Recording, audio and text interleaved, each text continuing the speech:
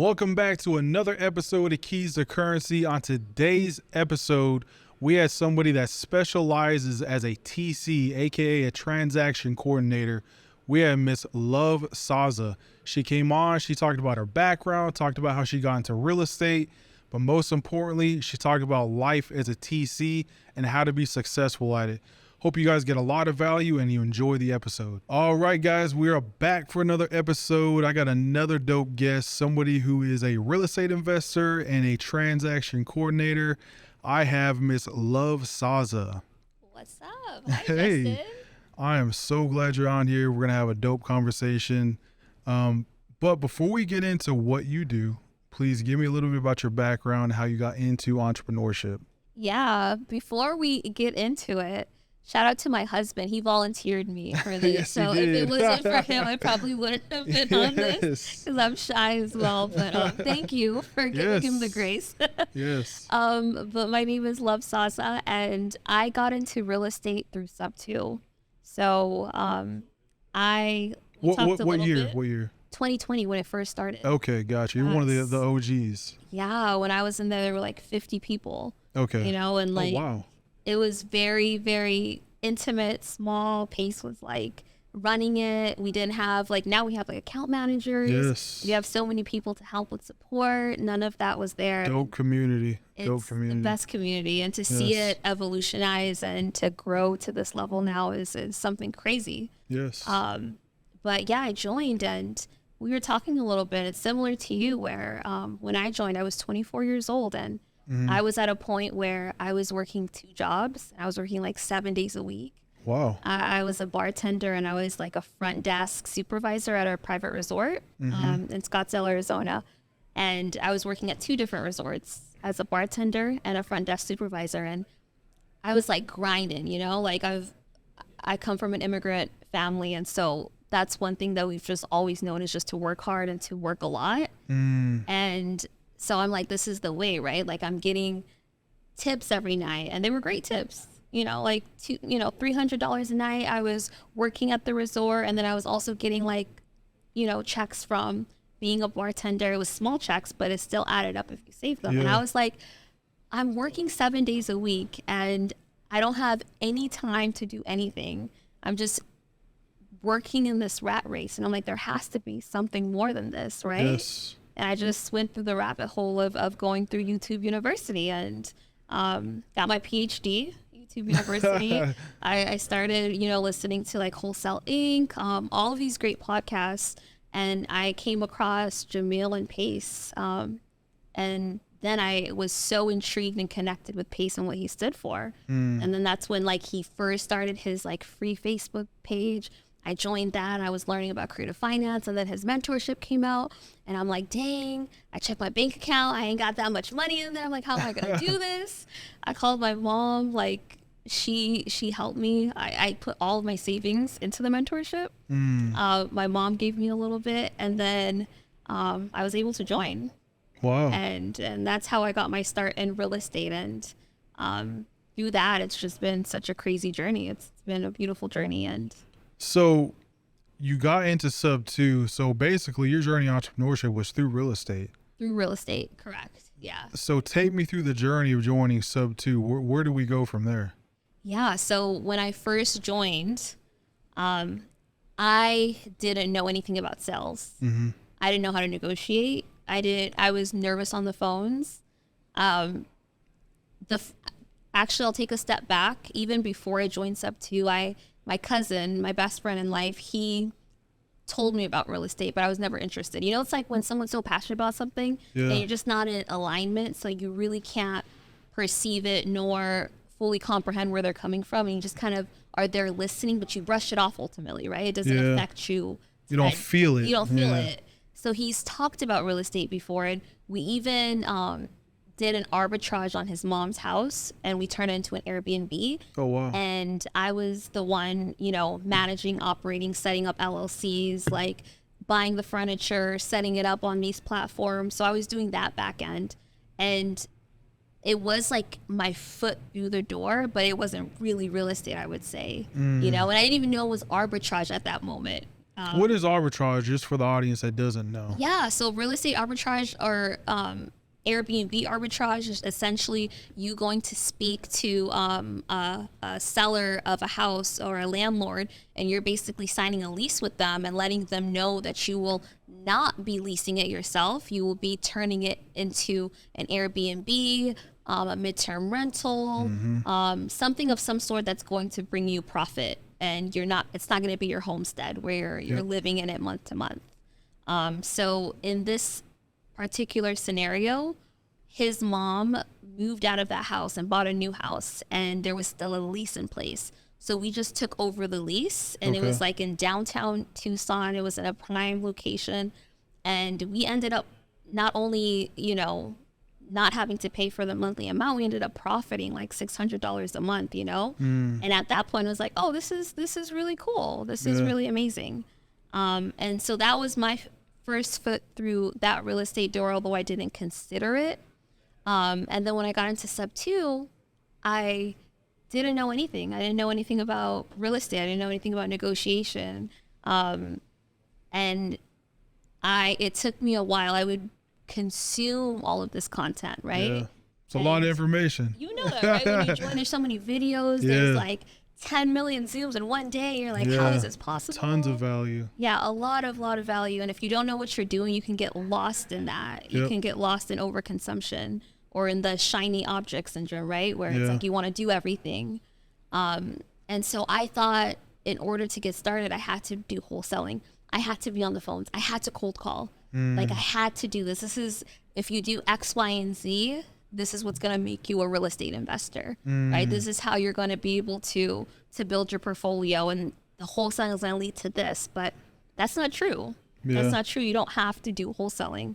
And like you were talking about, right? Like there are so many women who go into it and they vibrate with being a TC, or people who come in and they have a 9-to-5 and they have money on the side. They can do private money lending. Right. There are people who are integrators who don't like to be on the phones and they like to be on the back end of stuff. So there's a seat for everyone. You just have to navigate it and figure it out. And when I joined, I was on the phones and I was horrible at it. I would hang up. I would get nervous. I didn't like the aspect of cold calling people. So I took a pause from that, but then I would still go to meetups and stuff. I would still force myself to go and connect with people. And Pace had a meetup right after he started the mentorship, and I connected with him. And that first meetup was at Batch Leads. And when I went there, I connected with the owners there. And then I ended up getting a job at Batch Leads. So really?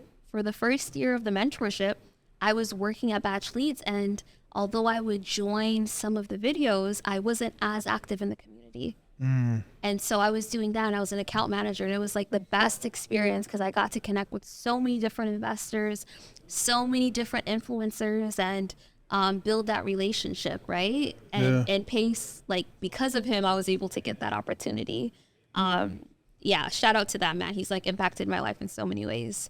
But I did that, and then there came a time where I was like, this is kind of the same thing of that rat race, right? I came into this to be an entrepreneur, and yet I'm here still working a 9-to-5. It's a cooler 9-to-5 because it relates to what I want to do in life, and it's connected to the entrepreneurship world, but I still have a boss. You're still working for someone. Still working for someone. Yeah. I'm still putting in so many hours. I'm still grinding.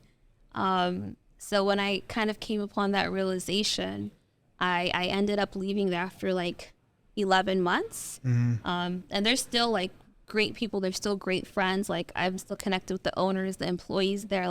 Everyone is so amazing. But I ended up leaving. And then I really ended up, now that I had a deeper understanding of creative finance, I would go into the creative Facebook pages and I would help people convert their dead wholesale leads into creative deals, and then I would wholesale those to buyers. Wow. So that's how I got my first start in officially real estate. That's how I was able to get my first handful of assignment deals. Wow. Was just through the Facebook group. Wow. So that's what I was able to do, and it allowed me not to negotiate, right? Because they would already have everything prepared, like someone that's motivated, someone that's willing to sell. Maybe the numbers didn't work, they couldn't find a buyer. And if all of those boxes were there, I would just help them and convert it. I would work on the paperwork, and that's how I got like my feet into the TC world. I would help them with the paperwork. I would structure it, and then I would have a conversation with the sellers too to like help them understand. But like the hard part was over, where it's like the nose was already out of the way, right? Yeah. Now it's just, hey, someone raised their hand, they said they want to sell, and I'm here to help out. So that's how I was able to get my first few deals and assignments. And I didn't do a traditional wholesale. My first deal was wholesaling a creative deal. So where did that go? You said you're wholesaling creative deals, right? Because I know you as a TC, right? Yeah. You've helped me with one of my own deals as a TC. Yeah. And I had no idea that you were in the actual real estate world as far as actually doing deals. So talk to me about like, how do we transition from being a real estate investor to Love Saza, the TC?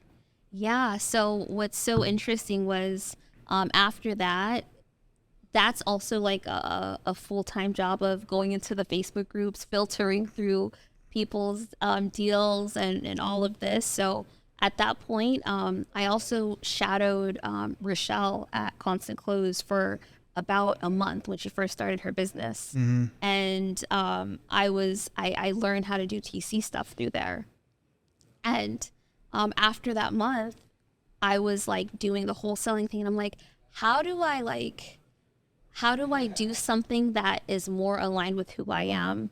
Because the assignments and the sales and the negotiation, like there was still a part of it that was involved. And I'm like, this doesn't fit me. And it actually started with like people reaching out to me like, hey, like, I heard you were with like Constant Close. Like, are you still with them? I'm like, no, I'm not. And I didn't do TC work for quite some time. And then someone reached out asking for it. And that's kind of how it started, where it's like, I started to put my energy into that. And I would just, in the beginning, because I didn't know much about it, you know, like there's like every deal, as you know, like I bet with you wholesaling and fixing and flipping, every deal is so different because you're dealing with people, you're dealing with their stories, you're dealing with different houses, you're dealing with different loans. And you can maybe have a framework of like a wholesale deal, of a creative deal, but every deal differs from the previous one. 1000%. And so in the beginning, I would help people with their paperwork just for free. Like I wouldn't even charge them, right? And I did that for so long. But then I'm like, wait, like I'm broke. I can't keep doing this, you know? Or like I would be like, okay, you can just pay me at the end. But as also, I bet you know, with a lot of deals, like if you have maybe 10 in the pipeline, maybe like 5 or 6 are going to close, right? Yeah. And then like 4 are going to die out. And especially with newer people, they have less in the pipeline. Yep. So a lot of times, you know, when I would put all this upfront work into like drafting these contracts, going over it with their sellers, making them feel comfortable, answering their questions, spending like, you know, 2-3 hours up front, and then taking it to title. And then there's like all these liens that sellers didn't tell you about associated with the property. And like, it wouldn't go anywhere, right? Because it's just either the investor doesn't want to work with it, either they can't sell it. I wouldn't get paid, right? And I'm like, instead of now me just doing this TC stuff and learning and doing it out of like goodwill in a sense, I'm like, how do I now turn this into a business? Right. You know?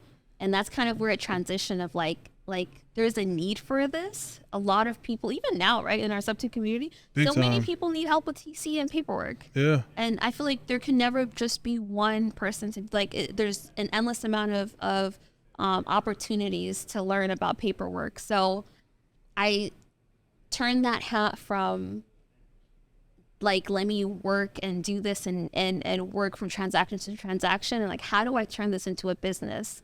How do I now implement systems? How do I hire my first VA? How do they help me out? How can I focus on my superpowers in this? And I feel like that's when it transitioned. I would say end of 2021. Okay. Yeah, So end of 2021. Now, for the audience that doesn't know, for someone that's just getting into the business, they're about to get their feet wet in it. What is a TC and what does a TC do?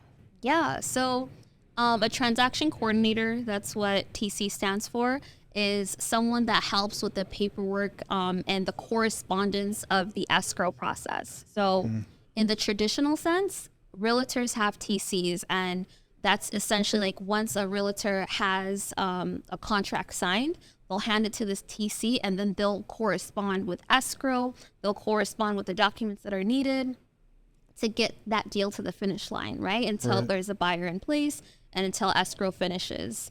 A creative TC differs slightly in the sense that with what I do is I'm actually doing a lot of the upfront work. If, let's say, you have a verbal agreement from a seller where they're interested in creative, and maybe it's your first deal and you don't know much about the creative world, you don't know how to maybe structure, you don't know how to reassure them, right? There's so many nuances to all that go into a creative transaction. So if you're not fully aware of how to respond or how to be confident in those responses, I come in and I spend, like I mentioned, like those hours of going over all the contracts, the rebuttals, making them understand it. And You help that much? I help that much. Yeah. Wow. Yeah.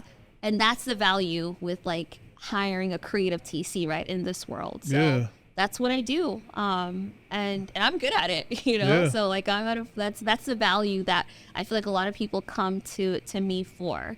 And you asked me earlier, am I still in my business? And that's the part that I'm still fully mainly in, because I'm still the only person on my team that can really connect with someone, with sellers, and be able to answer those things and make them feel comfortable.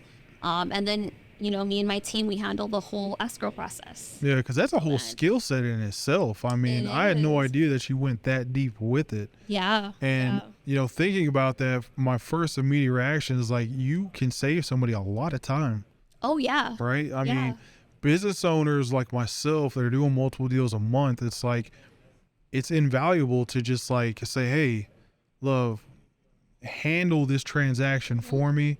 I don't have time, to mess with it. Yeah. And that's what I get a lot of. Like, I get both, right? People who are in that situation, they're like, I just don't want to handle this. Like, please, like they submit an intake form with all the details. They inform the seller, hey, my TC is going to reach out to you. I give them a call during that time. We go over everything. 90% of the time, sellers sign on the spot with me. Yeah. And that 10% of the time, they have to talk to their spouse. I typically do want them to all be on, but like they have to reread stuff or just kind of, assess it more. But yeah, that's what I do. I come in and I get them to sign on the phone, and then we open escrow afterwards. So do you ever get like rebuttals of like, oh, I got to let my attorney review this? So I'm at a point I don't really get that. Really? Yeah, I don't get that. It's rare. You're just breaking it down so well to get them to understand it. I implement third-party stories. I ask them questions. There's an answer for everything that they have a rebuttal against. So it's if they do want to bring their attorney, like I'll also be on the phone with their attorney. Like let's get them on the line right now. Wow. Let's have them ask, and I'm able to answer them. Yeah, because I was going to ask, why would somebody want a TC? But I think you just kind of broke it down and articulated it so well that you made it understood.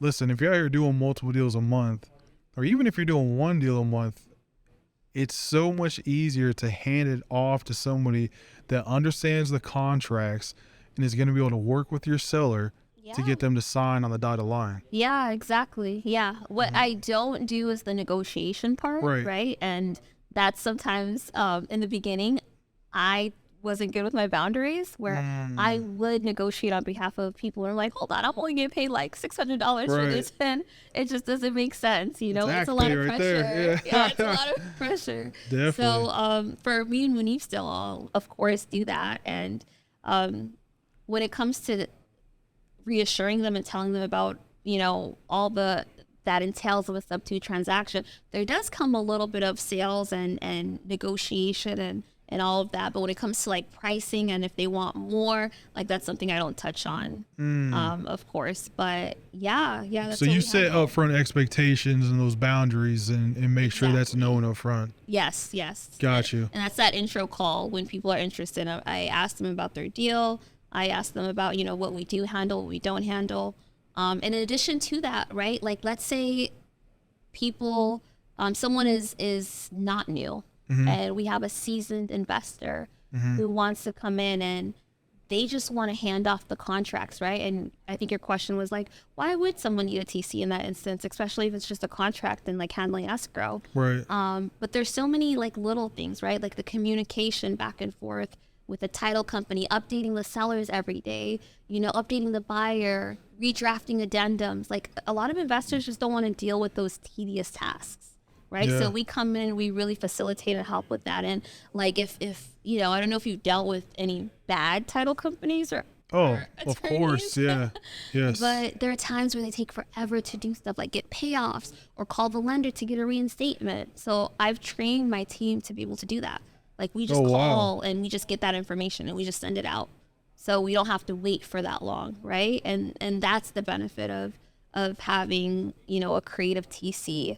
And then like at the end, right, there are documents like which utilities do the sellers use? Like what's their portal login? Like we log in and we make sure that everything is accessible and then we send it to our client before close. We make sure they change the details just so none of that gets confused at the end. We make sure they have the right documents like a limited power of attorney, you know, the loan authorization, the change of addresses, like those little things really make a creative transaction successful.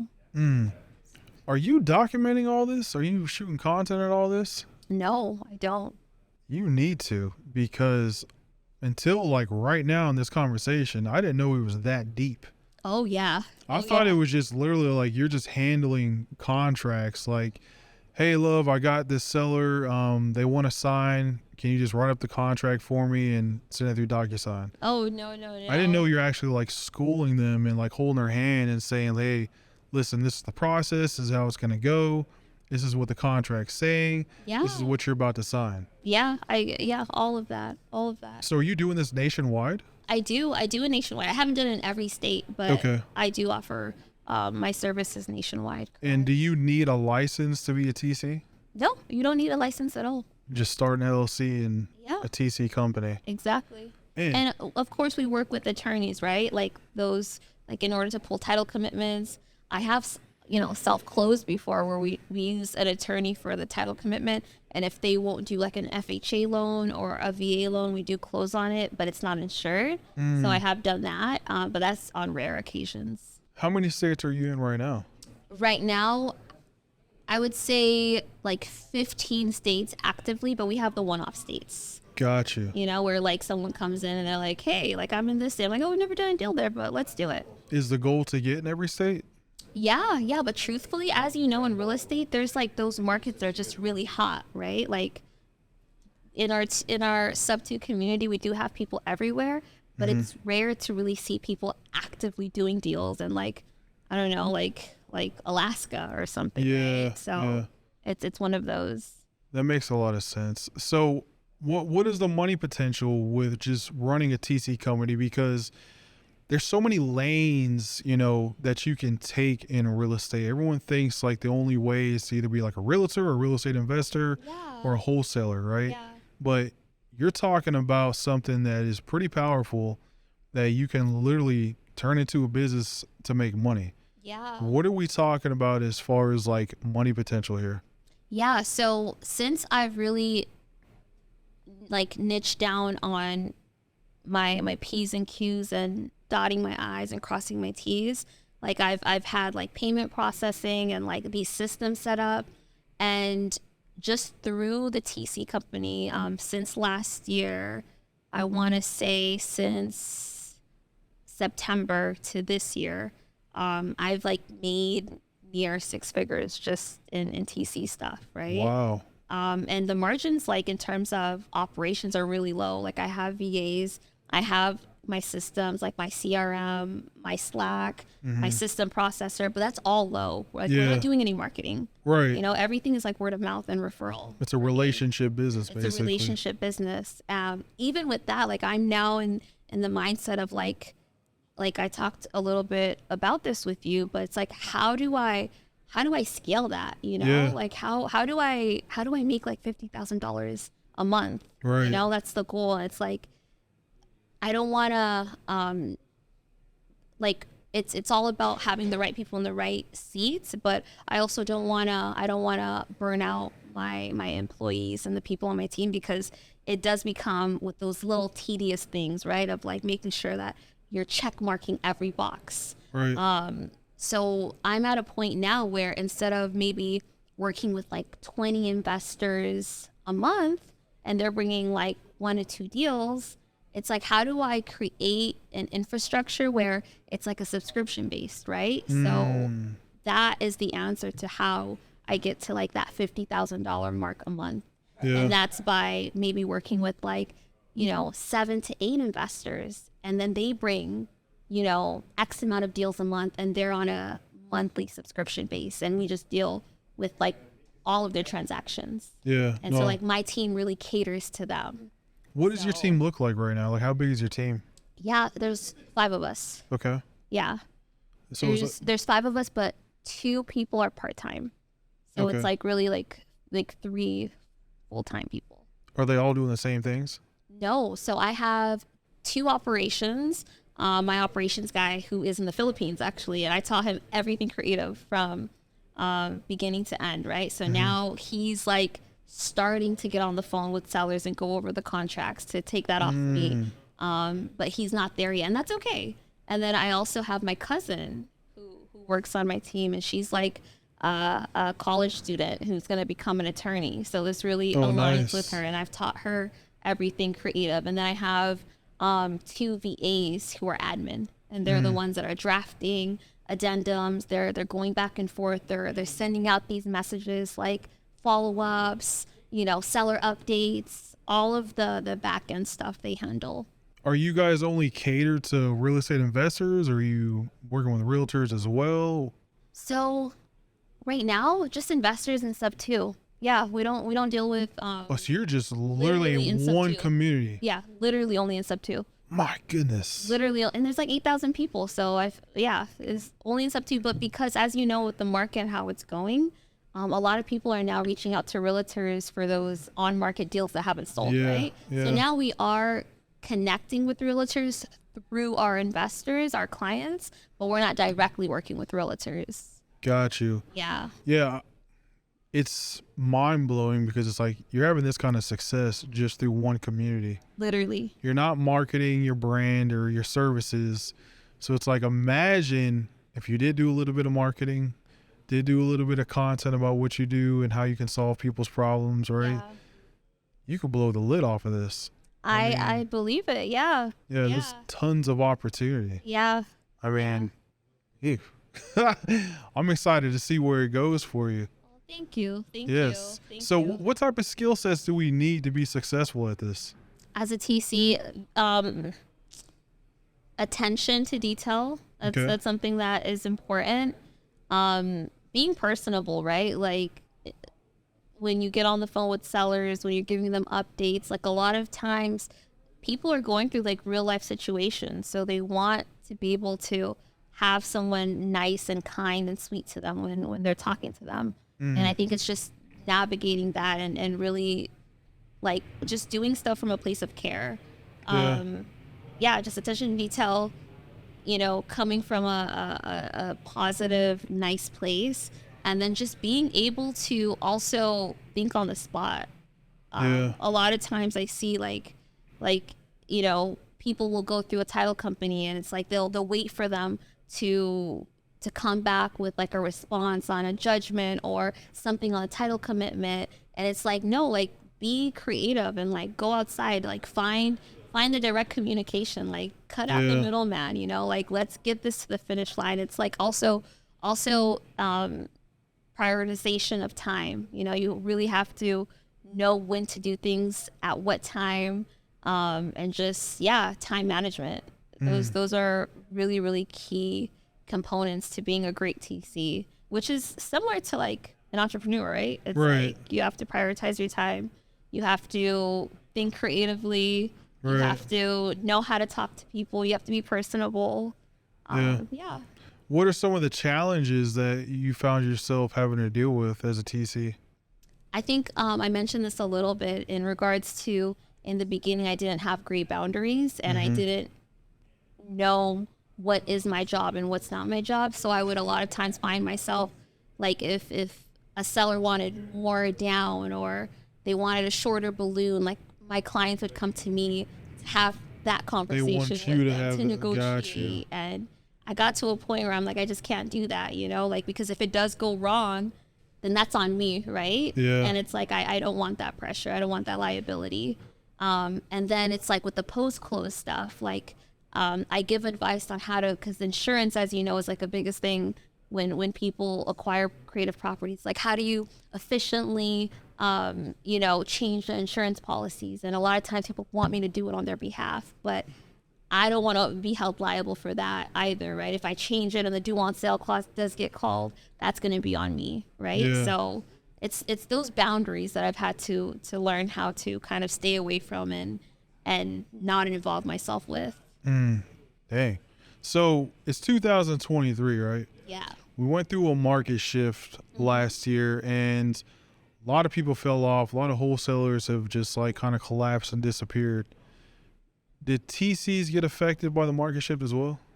No, I think it's the opposite. I think with cash transactions, it's gone down. But I think with the creative world, it's only gone up. That more realtors are open to it.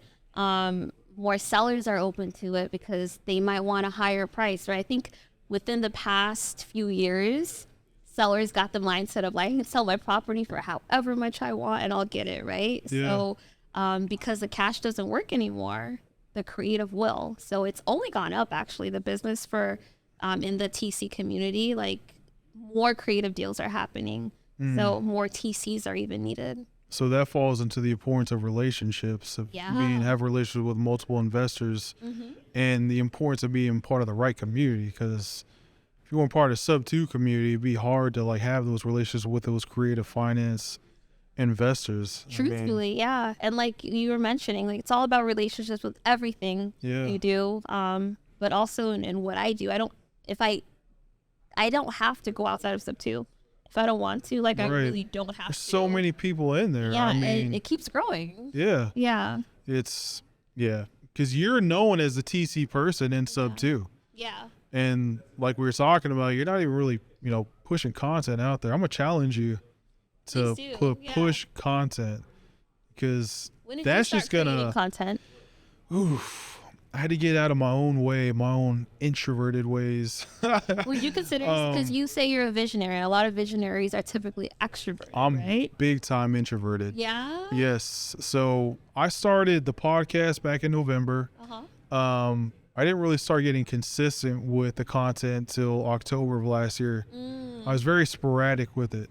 But once I understood the importance of content and how it's like our new business card, our new face card, and even if you're introverted, you don't have to, want to be a social media influencer or a guru or go sell a course, but it's still important to document the process, document what you do, and be vulnerable with the world and let them know what you want, right? Because otherwise you're just going to always be in the dark, and you're going to always be wondering why am I not progressing? Why am I not growing? Why is there no opportunities? Why am I not developing these powerful relationships, right? And so by creating content, letting people know what I do, what I want, it's helped me, get into doors that I wouldn't have been able to get into a couple of years ago. I mean, this podcast, pretty sure after this podcast, just like how I had your husband on, Munif, consider him a friend now. I'm going to consider you a friend after this. I mean, it's a great way to build relationships. He said so many great things about your interview. Yes, it was deep. It was powerful. I know. He told me a little bit about it. But in that moment from, you said like October to November of you were sporadically putting stuff out there, and then November you were like consistent. Like what shifted that? That's a good question. I think what really shifted that was, one, I was very unhealthy physically. And once I changed how I ate and started implementing working out on a consistent basis, it gave me mental clarity, right? There was a lot of anxiety that came because I was so unhealthy physically, right? And because of that, I didn't have the right mindset. I had a cloudy mindset. I didn't have clarity. I didn't know what my purpose was, right? I was just kind of winging it and blowing with the wind, right? And so once I started to work on me, that's what really shifted. It allowed my mindset to get clear because now my health is getting better. It's improving. And so that gave me confidence to get behind the camera, get on camera, and start shooting content. I already knew how important content was. Yeah. You know, being part of the Sub 2 community Yeah. and talking to Pace is always on. It's like, gotta shoot It's content. ingrained. Yeah, you gotta shoot content. Yeah. Like it's the way. Yeah. That's how we got his TV show, 5,000 Yeah. subscribers, right? Yeah. So, I mean, I understood it, but I was getting in my own way because I wasn't healthy physically and mentally. It's so Right. interesting as well because you were doing real estate prior to that, right? You were Yes. wholesaling. And I think that's the beauty of being human and always wanting to evolve and get better because you had that first revelation where you're like, I need to be my own boss. I need to. 1,000%. Like you had like a handyman business and then you went into real estate, right? Yes. And that took a level of leveling up. And Yeah. then you have to go through that again. Yes. And it will continue. Yes, So 1,000%. that's so interesting. Yeah, so I'm excited for the journey. I mean, you know, starting this podcast it's been a journey. It's been a fun journey. What's the biggest thing you've learned about content creating? The relationships that it creates, the opportunities that it creates, right? Yeah. I mean, when you create content with intent, you're intentional about it, Yeah. and you're not just out there like, oh, I just want to be famous. Like, I could care less about being famous, right? My thing is be intentional with what you want to do, right? Once you have clarity and you know your purpose and you're intentional about what you want to do, success is going to follow that if you're consistent. I agree. There's I no mean- way around that. Yeah. Just a byproduct. Yes. 1,000%. I love So that. I challenge you to get into shooting content. Yeah. I mean, you got a lot to bring to the table because I learned a lot of things just through this interview about what a TC can actually do. Yeah. I could have saved so much of my time if I would have knew that, Yeah. right? What did you It's- think a TC did before? Just handle a contract like, I mean, no offense, at a low level, would just be like I said, like, hey, love, I got this seller that's ready to sign my contract that I designed. You know, can you get it signed for me? And I never was like, I could just do this myself. I would to do that. All right. Yeah. But the way that you articulated it and broke it down on how you can not only like save me time, but how you get on the phone with the seller, Yeah. right? And you're breaking down, because I've had to go through this, right? Of spending time with the seller and letting them know like what the contract says, Yeah. right? Yeah. That can be frustrating. That's the biggest part. Yeah. A lot of times. Yeah. For us entrepreneurs that got families or we're busy running the business, we don't want to spend time doing that. No. Right? Yeah. That's a lot of my clients. They just don't want to do that or they're new. Yeah. Yeah. So And that's actually my I'm all about intentionality and being intentional and being focused. And that's actually my TC company name is Intentional TC. really, Yeah. well, there you go. Now the world's gonna know. So yes. So got a couple of questions. What is more important, impact or profit? Impact 1000%. Why? Impact is you don't know who you'll connect with through the power of impact. And I think impact resonates with who I am more because when you're impacting, you're being intentional and you're walking in your purpose. And like we mentioned, right, if you're being intentional, if you have purpose and if you're focused and if you're connecting with the right people, like all of that is in the same hemisphere and the byproduct of that is profit. So there's no way that you can have all of these components and not profit. Yes. But at the end of the day, I think impact is the most important thing ever. Like what 1000%. What I'm doing right now is because like I want to impact like my family, right? Like, but with that why and that end goal and like I want to retire my mom. I want her to be at ease. I want her to be happy. I don't want her to have to work 50 hours a week, right? Like that is my big why, but in doing so, in building a team and the processes of that, I'm also impacting my employees. Yes. You know, I'm helping them put food on their table. Yes. So it's like there's levels to it. Yeah. 1000% Yeah. agree. I love that answer. Next question is, what's more important, relationships or information? Dang. Putting you on the spot. Wow. I think you can go both directions too. So truthfully, but I don't think one surpasses the other, truthfully. Yeah. Because I think relationships are so important, and Mm-hmm. you know, And you can it's argue the all- other way too. yeah, it's all based on like who you know that'll get you places with that information. That's like resources, right? Yep. And that'll also get you to where you want to be and connected. I think both are equally important. I can't choose. What There would you you go. choose? You know, I can argue both sides, but for me, you know, coming from not having a lot of information, Yeah. I would definitely say the relationships, because the relationships led to the information, right? So when I started wholesaling, you know, I pretty much figured out on my own. YouTube University, just Right. like, you know, you had mentioned. Yeah. And I got to a point where, okay, I'm doing 3 to 5 deals a month, right? How do I level up? And that's when I discovered masterminds. Masterminds has to do with what? Not just getting the information, It's the relationships. opening doors to Yeah. relationships. Yeah. And so when I paid to get into these rooms, that's when I was able to develop the relationships that led to the information that changed my life. And so, but you can argue each side, but I would have to personally say right now, relationships. That's valid. Yes. Valid. Relationships So- are really important. Yes, 1000%. Yeah. Third question, why is networking so important?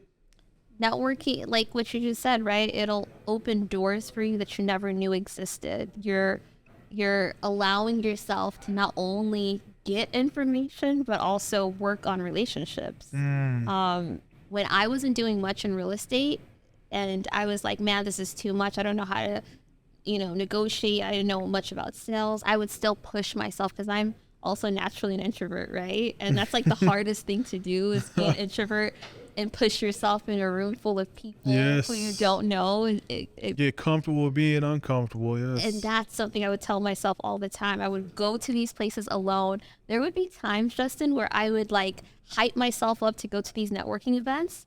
I would like stay in the car for like 30 minutes and then just not even end up going. I just go home. Oh, right? Because I was wow. like so nervous and I'm like, I can't do this. Like, Yeah. especially going alone. I would it was- never guess that, meeting you either. No, yeah, I struggled a lot. Like I'm a high key introvert, but I still ended up pushing myself and it just opened doors that I'm so grateful and so thankful for. You still deal with that today? Oh yeah. Yeah. Yeah. Oh yeah, Munif knows a lot about it too. Like there are times like, oh my gosh, like You deal with just know. anxiety? I more so previously, I don't necessarily deal with it that much, but I'm still an introvert where I just would rather just be alone Gotcha. than be around people. I'm glad you shared that because, I've had a lot of anxiety in the past. Like I said, it stemmed from my health, Yeah. but people need to hear these type of conversations, right? You still Because, experience it? You still go through it? oh yeah. Yeah. I mean, even with the podcasting, Really? yeah, I still I get wouldn't have guessed that. nervous. I still get anxiety, but I've learned to control it and not let it control me. That's the big difference now. Yeah. And like Abraham had to talk me into coming to this event. Oh really? Yeah, he told me like you came. Look told at me look to- exactly. We got all these podcasts, all this content, and what's so funny is on the car ride here last night, it was me, Tevin, and Eddie Charger.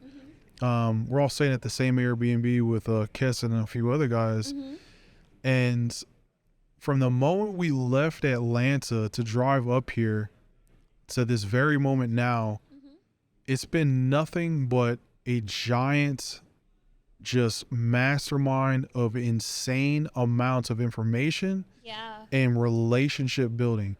I've spent $200,000 the last 2 years going to masterminds, Wow. and I got invited up here, Yeah. and I've gotten way more out of this weekend than I have the last 2 years. That is That's, amazing. I mean, and I'm not saying that to kiss ass or, because the cameras are on right now. Yeah. I genuinely, like, it's been life changing. It's been mind blowing. Yeah. I've gotten so many podcast episodes in this past weekend, and just the relationships that we've been able to build and develop. Yeah, you have content for days for Yes. one, the relationships. And I think it's beautiful that like you still push yourself, right? Like Yeah. I think it's a part of human nature to go through anxiety, fear, self-doubt. Like those feelings Yes. I don't think we can escape. Everyone experiences it, right? Yeah. But like you said, it's like as long as you're not allowing that to take over you Yep. and you're able to conquer it and just know its spots, Yeah. that's the biggest thing. Yes. Start with your health. Yeah. Start with your mindset, because Yes. otherwise it will control you. It will, yeah. 1,000%. So, Yeah, it's- last question I got for you before we leave. What's next for Love? What's next? I just want to level up continuously. I want to impact more people. I want to grow my businesses. I want to be as removed as possible, and be able to focus on different business ventures, like being Nice. at this mastermind. Like Yes. you want to open assisted livings and buy assisted living businesses. Nice. So the opportunities are endless, but I just want to be able to create a life where I can be fully present to those I love and do what I love every single day. Awesome. Listen, I appreciate you coming on the show. This was a dope ass conversation. Thank you. It was amazing. I hope you guys got a ton of value out of this. Please like, share, subscribe, comment your favorite part about this episode. Love, how can they get a hold of you? Yeah, just hit me up on Instagram, Love the Investor, or Facebook, Love Francis. Thank you so much, Justin. Yes. Thank you to you and my husband. Thank you. This is amazing. Yeah, You're yes. amazing. This was a pleasure. Guys, you guys know how to tap in with her. She gave a lot of value, a lot of gems. If you want to know how to be a TC or if you need a TC, please tap in with Love. She is a dope individual. I've used her. I can vouch for her. But again, please like, share, subscribe, comment your favorite part on this episode. Until then, I will see you guys on the next episode.